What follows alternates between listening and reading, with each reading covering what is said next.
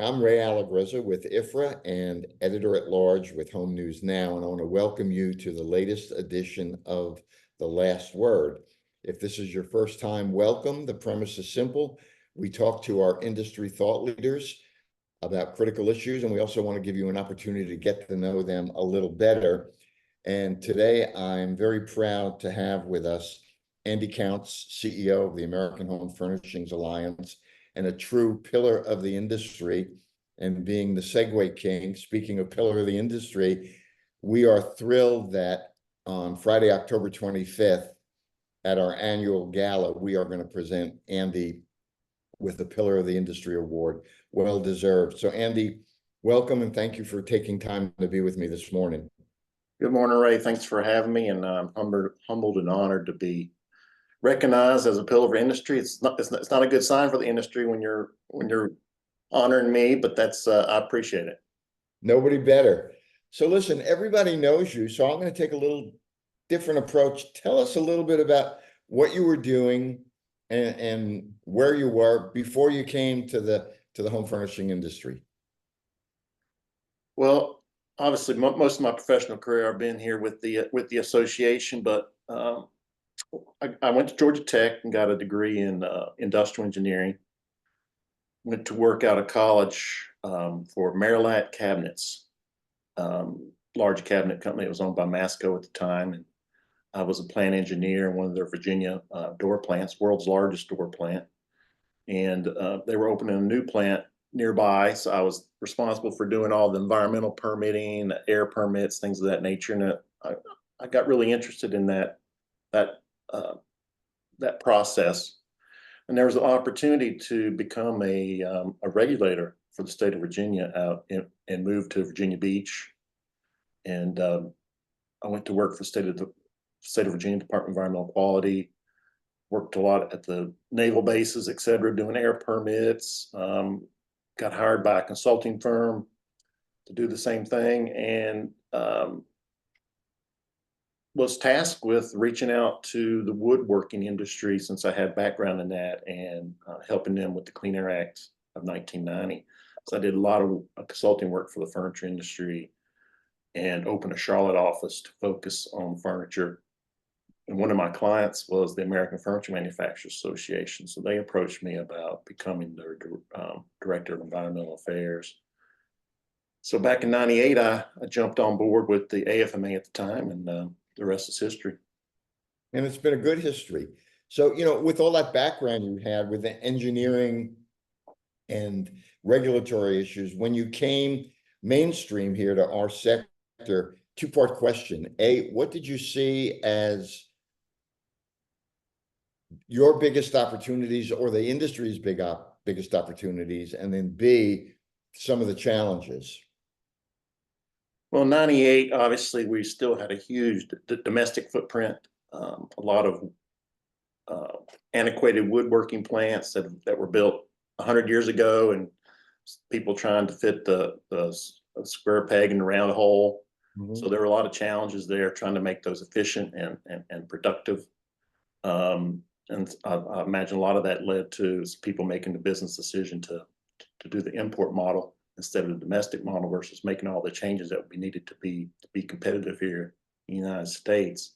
But certainly a lot of opportunities for the industry back then to make changes and make decisions based on which business model they thought was the best. Now, I don't want you to be arrogant, because you're not, but I want you to be confident. You and the AHFA have done so much for this industry in terms of keeping us between the lines. I mean, there's so many areas. There's compliance and flammability, tip over. Could you talk to us a little bit about some of the major initiatives that AHFA and you and the team have really brought to the industry? Well, obviously, there's always something going on. There's agencies in DC that employ hundreds of thousands of people, and that they exist for no other reason than to create regulations and to justify their jobs. So there's always something being developed that's going to impact your ability to do business here in the United States. So we're certainly proud of the fact that us working with other trade associations and other stakeholders, we've been able to get 2 industry-specific pieces of regulation passed in the last few years with the SOFA Act, which mandated the California Standard for Flammability, and then the Sturdy Act more recently that mandated the ASTM standard for tip over. Certainly unprecedented for an industry and small trade association like ourselves to accomplish something like that. But obviously it took a village, took working with IFRA and HFA and consumer groups to accomplish that. But that's all part of the process. And you're kind of like the city that never sleeps, you and your group over there. Can you talk a little bit about some of the ongoing things you've got planned? I know I'm fortunate in August, I believe it's the 7th and 8th. I'm going to get to attend the compliance summit. Can you talk a little bit about that and maybe a little bit about the CEO summit you got planned? Tell us what's up. Well, you'll find in the regulatory summit, if you go on our website, look at the agenda, there's still plenty of things that we're wrestling with. The CPSC is looking at an e-filing requirement for imports. If you're bringing in clothing storage units, you have to file those electronically with the CPSC so they'll know what's coming into the ports. State of Utah is looking at different tagging laws that we're working with lobbyists in Utah to get those worked out. Formaldehyde has always been a hot topic. EPA is trying to eliminate formaldehyde from products altogether. So we've spent a ton of resources and time commenting on their risk assessment, and we'll update everyone on that. CEO conference, obviously we're working on that agenda right now in November. We'll be in wine country in California. So I encourage everyone to attend that and check our website for details. Now, this may be kind of an unfair question. It's like asking, somebody that's got multiple kids, which is his favorite child. But of all the major inroads you've made, are there a couple that you feel particularly proud of in terms of really having made the industry better? That is a tough question, but I think looking back on it, probably our biggest accomplishment was our transition back in 2004 from the American Furniture Manufacturers Association to the American Home Furnishings Alliance, where we embraced the fact that the industry is global in nature, but we have a lot more in common than we do different. If we focused on all the issues that we have to deal with in the United States to do business successfully, be it an importer or a domestic manufacturer, there's plenty of things we could do to work together.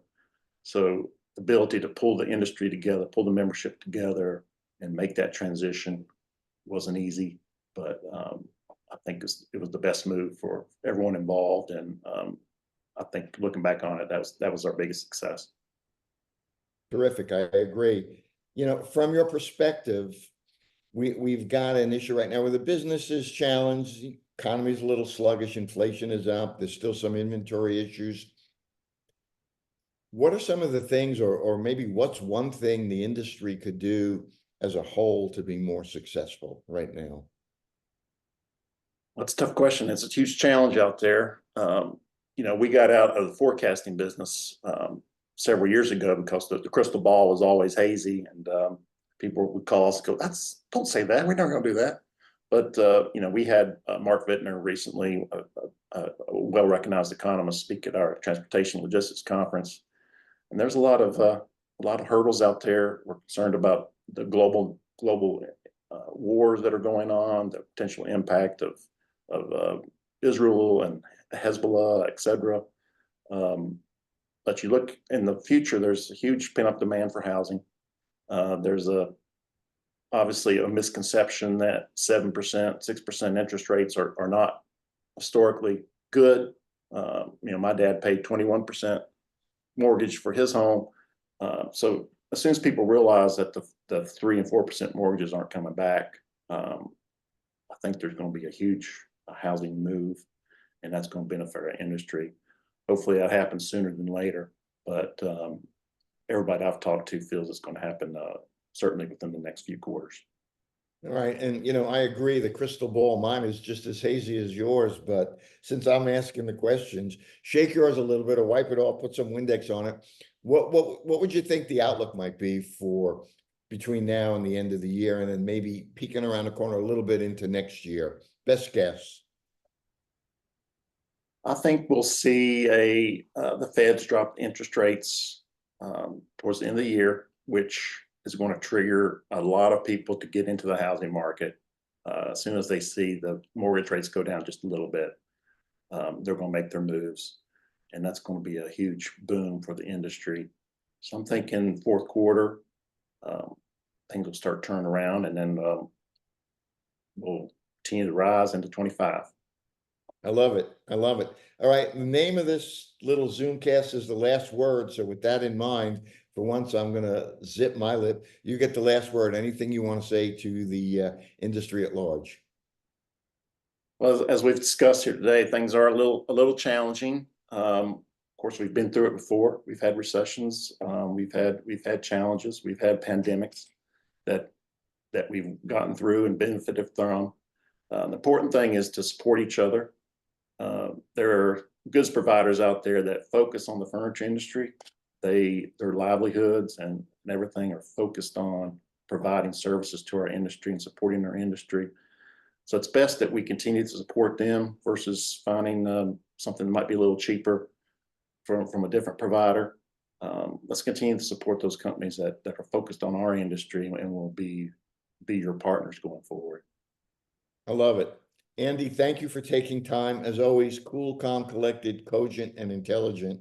I appreciate it. And we really appreciate everything that you and the HFA does for us. Hope to see you soon. For sure, we'll see you in October. Thanks, Ray. All right. Have a great day. Thank you.